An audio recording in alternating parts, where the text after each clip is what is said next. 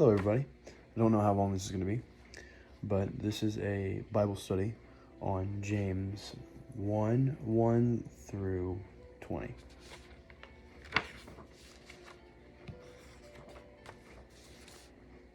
These are the things that I wrote. James 1:1.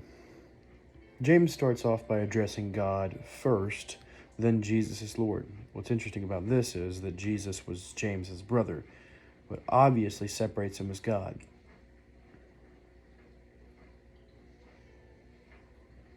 It's clear that it wasn't important, and just shows us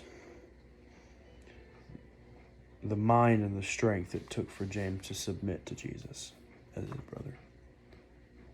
James 1:2-8. The lessons we get from these passages. Rejoice in trials. Face tested equals growth in patience.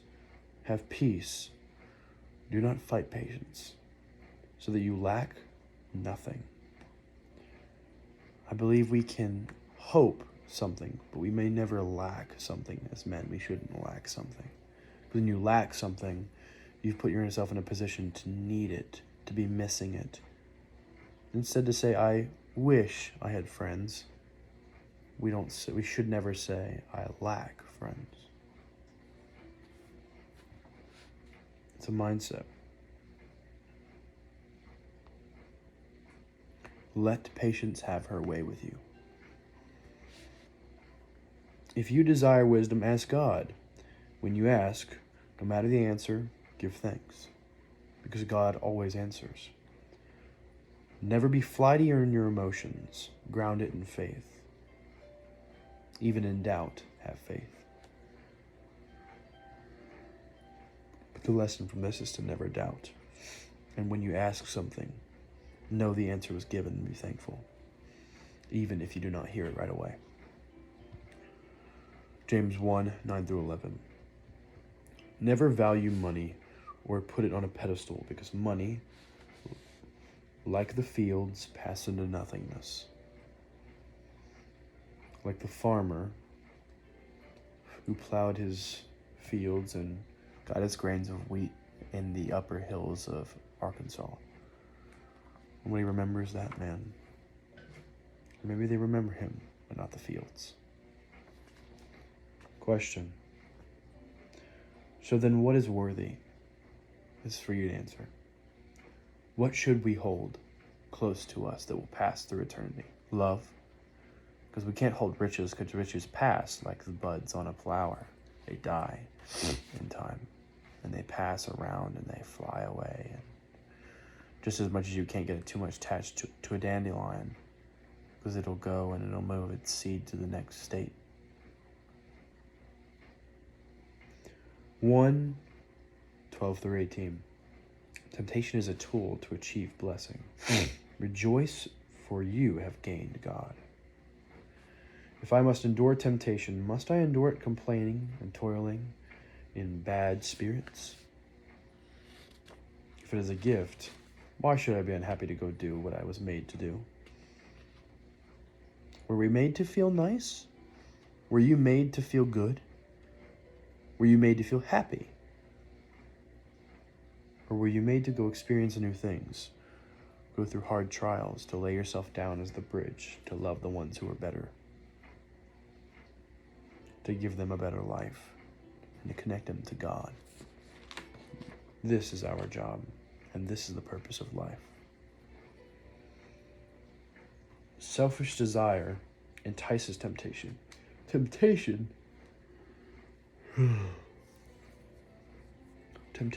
and the rejection of it will teach you humility and patience, but accepting it for self-pleasure will eat away at the soul and only leave footprints and marrow behind. Selfish desire equals sin, and sin equals the death of the soul. Why must the enticing of selfish desires lead to death? Who made you God? They didn't. It's not about you. And your life shouldn't be about you. When we give into self and serve self, we make it God, us God. Who is your God? For a man is what he worships. Then shall we never serve ourselves? Do we live to be served then?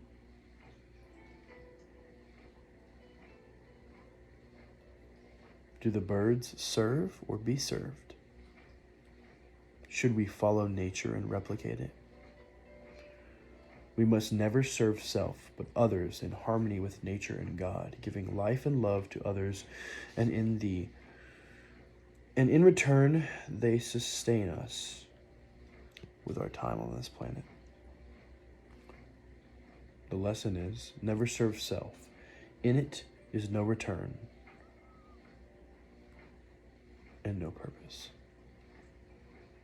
And you, frankly, are not worth the worship.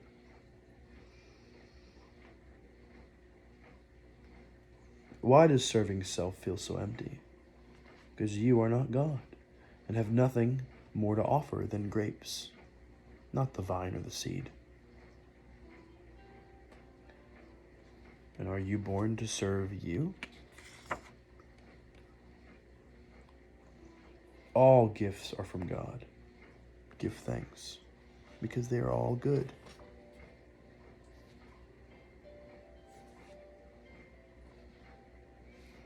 How can the fig judge the other fig from the same vine? You cannot judge, because by judging someone, you're insulting someone of the same nature and of the same spark of God within you. And when you judge them, you judge God. I'll explain that later. James 1:19 through 20. If you cannot prevent wrath, be the slowest to it. Listen first, speak second, and always love without return. Anything other than this is simply business. Hope, never expect. You deserve nothing. Should we never expect because of this? Because we deserve nothing? I think not. Amen. Thank you to God for this wisdom. Lastly, I will leave you with something I had written down earlier. Who are you to say that God's timing for someone's maturity or growth or immaturity is too slow or fast? Your mind is not about... your mind is not above another's, simply the plan of the divine. Nor is your situation better or worse than others, but strengthened by the beauty of God. Appreciate others' maturity and others' growth, because you are simply not them. You have been touched by God, and they have been touched by God. Their maturity is not your concern. Neither should it be, because if it was your concern, you'd be God. If you allow your emotions into someone else's hands, saying, you made me feel this or that, congratulations. You have now become their slave. Thank you for listening. I hope I got to share this with you. In my own humility, this is just thoughts, just pondering. So I hope instead of being harsh, if you will, you could help me enlighten.